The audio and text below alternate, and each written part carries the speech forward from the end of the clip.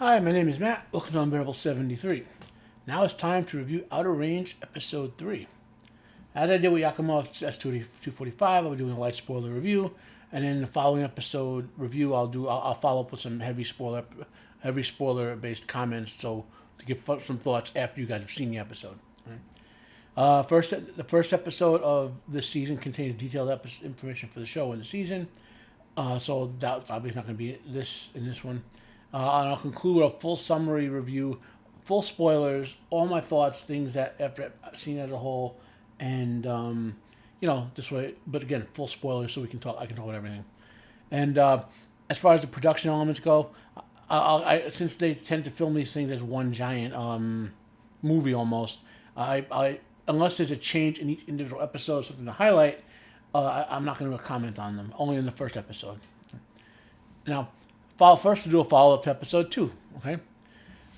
They seem to be going for this oh my god moment at the end of each episode. It's almost proven at this point.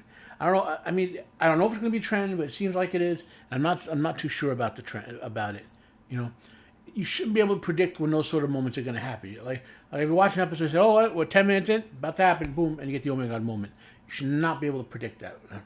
Okay. Also, with regards to the void, and when we saw Royal's memories of experience in there, we see an other world. Is this an alternate world? Is it an alternate timeline? Is it the future? Is it the past? Is it a delusion? Is it some sort of mystical experience? We don't know yet. And then what are Royal's and Autumn's connections to the void? And those are my questions related to that. And they never make it clear when Autumn is flashing back and we see it. Is he telling Autumn about it, or is he just remembering it? Okay. So that's particularly interesting. Now, to follow up on the Wayne Tillerson stuff from the story about him letting a cowboy basically tortured to death by a bull because the cowboy was going to die and the bull is a valuable product. I guess it establishes how much the type of human being he's the lowest of the low, but it's highly unlikely that a guy would remain stuck on a bull's horn, that the bull would just shake him off and be done with it. So it seems like a little dubious sort of story, kind of like you just say you have the overly exaggerated tales when they're heroes about things like where they can level mountains. Like this is an overly exaggerated tale for a villain of how he did something despicable, but it's being done to establish the guy's character as among the lowest of the low, and his kids seem to be the same sort of nature. We do get more about Autumn. It's more like deepening of the mystery of who Autumn is, not so much revealing a lot. The fact that she's willing to blackmail Royal about the body he threw in the pit further emphasize this is going to be something of a grim, dark show. So that's another little bit of evidence towards that. On the production, there's one thing, slight spoiler, but if you don't, because of the angle they shot it at, the way they focus on one thing, you won't necessarily notice it. And you'll be saying to yourself, what did I just see in the background for most people? But maybe somewhere when there's about 8 minutes left in the episode, something's gonna happen in the background. It's a cool effect, and you're gonna want to wind up after you watch the show. You're gonna want to rewinding to that point and watching it a couple of times because it's a really cool effect. So, but I just won't tell you about it. Now, talking about the plot for this episode, they do advance some of the subplots. We get some nice reveals, things like that. So they're filling in details, which is nice. I don't know yet. I've watched one episode ahead of the review I'm doing, right? So if this is for episode 3, let me correct that. I have not yet watched episode 4. So I don't know, but I'm predicting that Amy will be related to Royal in some way. Not Amy, Autumn. Autumn will be. Amy is the granddaughter. She's obviously related to Royal in some way. The opening voiceover was new. I wonder if it's going to be a permanent thing or they're going to change it or something. It was about the evolution of the Earth, that sort of stuff. I wonder how that relates to this.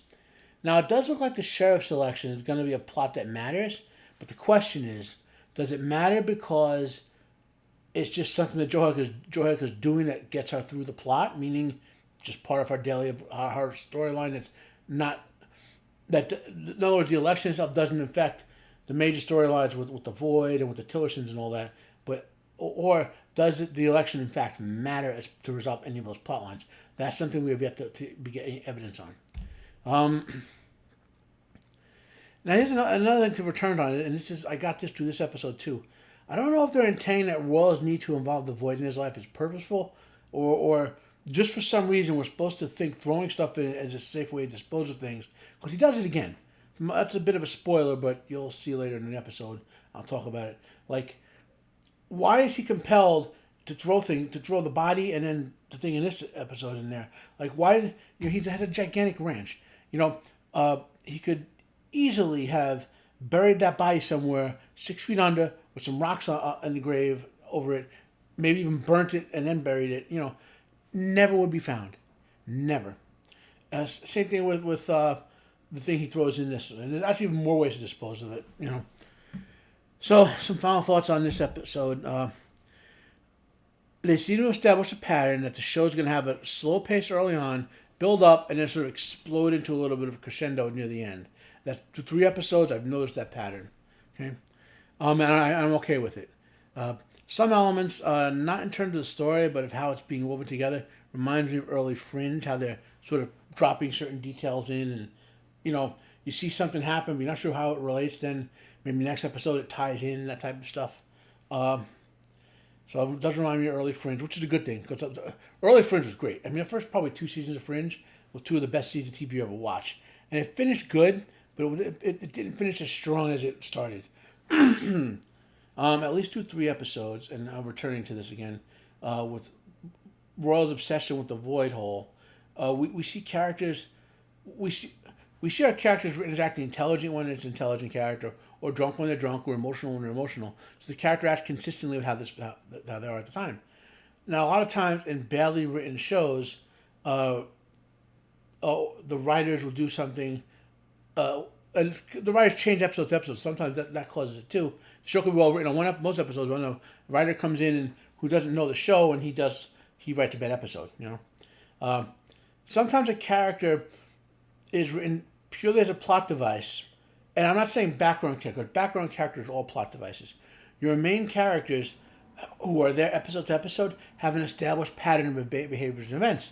So when you turn them into just a plot device, and that plot device has them behaving differently than how they should have based on their history, that's called plot-induced stupidity. Okay, and when a writer does it, meaning, and the writer who does it, if the writer does it on purpose, it's writer-induced stupidity. Meaning, okay, so and a recent example you might have heard of is from Indiana Jones 4, when they survived the nuclear explosion in the refrigerator. That's an example of plot-induced stupidity. So that's it for episode 3. Comment down below if you have any questions for me about this episode or this video. Share your thoughts.